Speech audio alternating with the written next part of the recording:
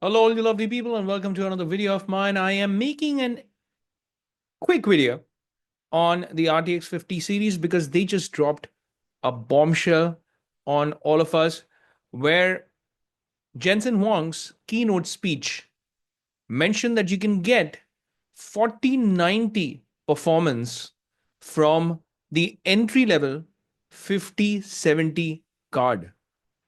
It's an insane statement because the 4090 retails at 1599 US dollars, and now you can get the same kind of performance in less than 600 US dollars.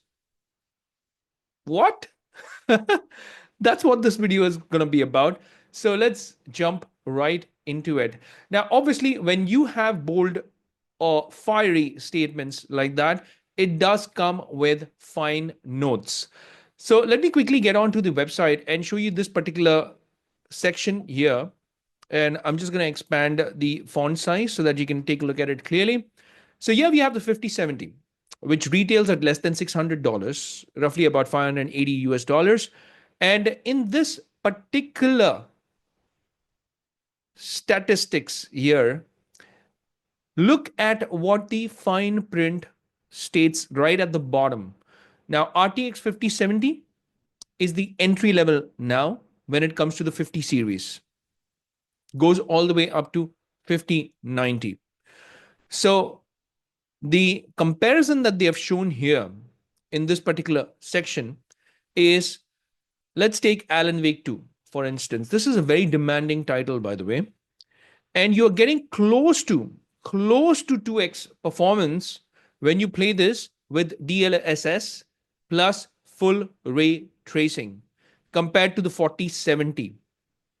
Now, the fine print says that it is being played at 1440p max settings, DLSS SR quality, and DLSS RR on 40 series and 50 series. But what's interesting here is frame generation on 40 series, but multiple frame generation. So this is one of those changes that came about with the 50 series, where you don't just have frame generation, you actually have multiple frame generation now with the 50 series, which means that you're going to get almost 4x the type of performance on your 50 series cards now.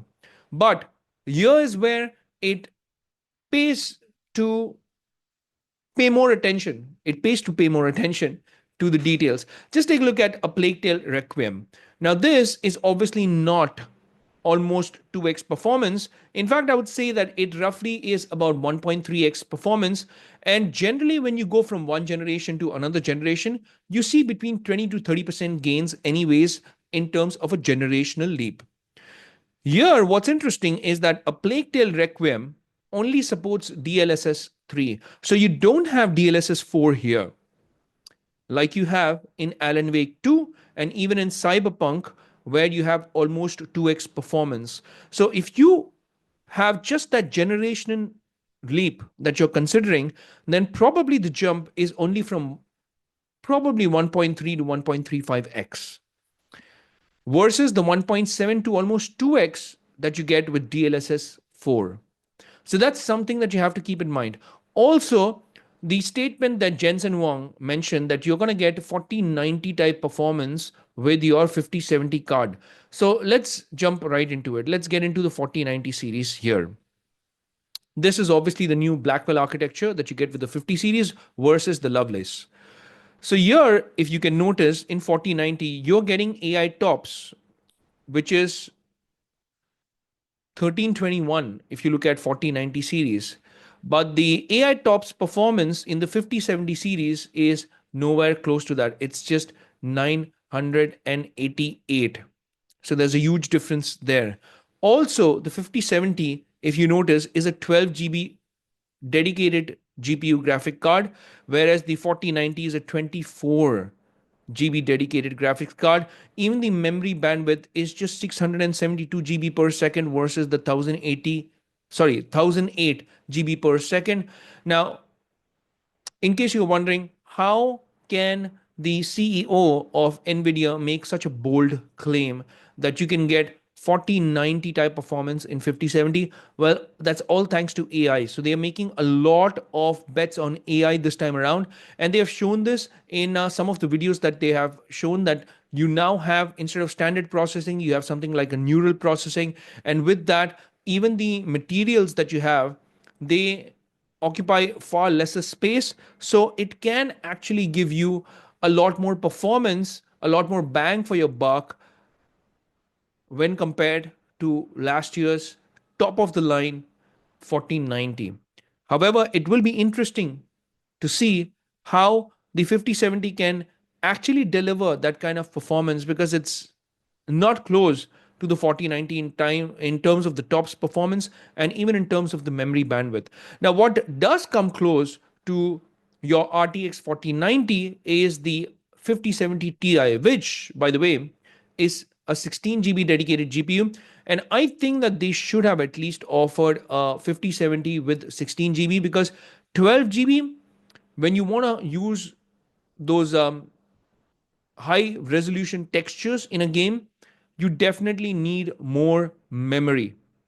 And therefore, I think that the emphasis on that neural textures is going to be very important, and only time will tell, because they've shown that comparison in their keynote as well, where they have shown how that also now requires lesser memory than the older 4090 series.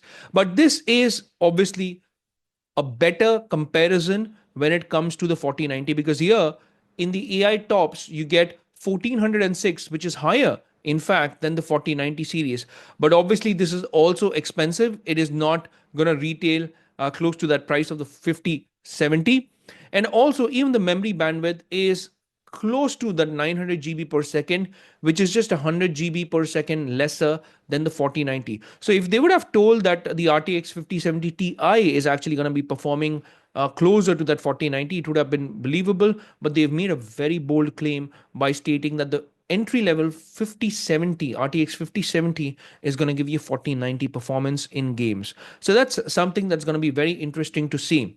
And let me show you the pricing that we're going to get here in India, at least. The 5070 Ti, which in my personal opinion should be the card that you should target, is 80,000 rupees. Now, that is expensive. And it's not a cheap card. Even the 5070 here in India is going to cost around 59,000 Indian rupees.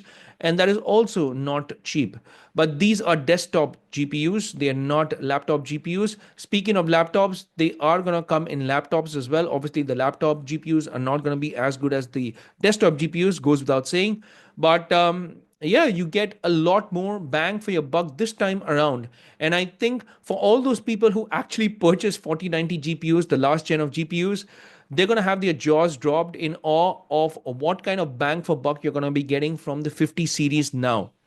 And there are going to be additional benefits as well, like they have shown in their keynote what you can get with the warp, what you can get with the transistor based performance now instead of the CNN.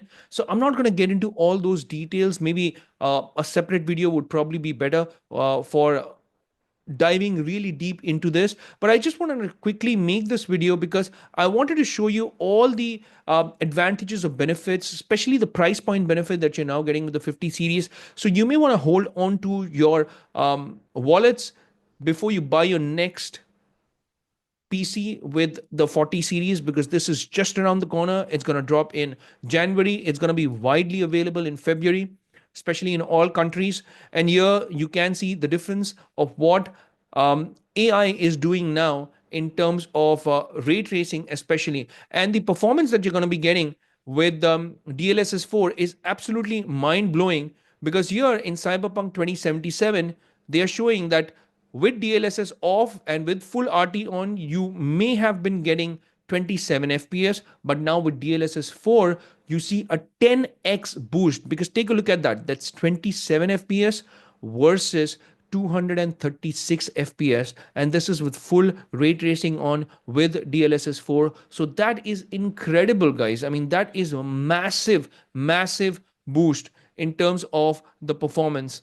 So you already have a lot of games which are going to support the 50 series. But what would be interesting also would be how compatible these 50 series GPUs are going to be with the last gen of processors. Because when the Battle Mage dropped, when Intel dropped the B580, there was a lot of bottlenecking when it comes to the B580 with a lot of the inferior CPUs. So the bottlenecking was so bad that games like Spider-Man, for instance, was completely unplayable when you had an entry-level CPU clubbed with the B580. So what is also going to be interesting is how the 50 series is going to be performing with entry level CPUs. Obviously, there is going to be bottlenecking, but only time will tell.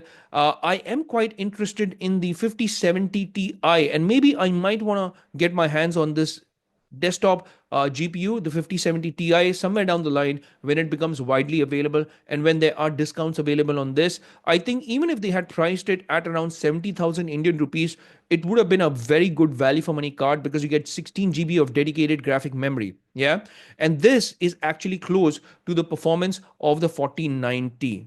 So the 4090. Right now, I have the 4070 Super Series. So if I compare the 4070 Super Series, the 5070 is still a better value for money because if you look at it, the memory bandwidth was 504 GB per second. Even that was a 12 GB GPU. Now the 5070 is a 12 GB GPU, but the memory bandwidth is comparatively higher.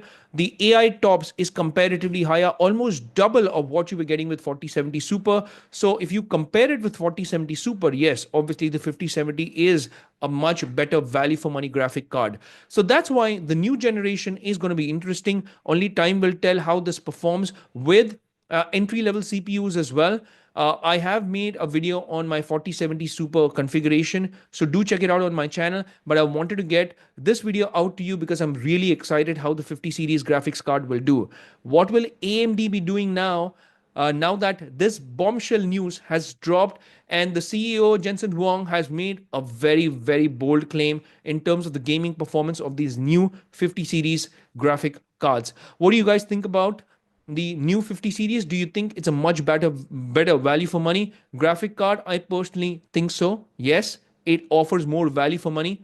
It offers more bang for your buck. But what are your thoughts? Please let me know in the comment section.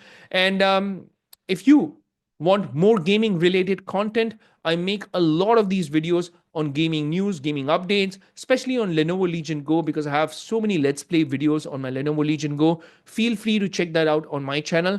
And if you've liked this content, feel free to smash that like and subscribe button and also that bell icon in case you want to get notified with all my latest videos. As far as this video goes, it's a wrap for this one. I will see you lovely folks in my next video. Until that time, I'll say take care, stay safe, and may God bless you all.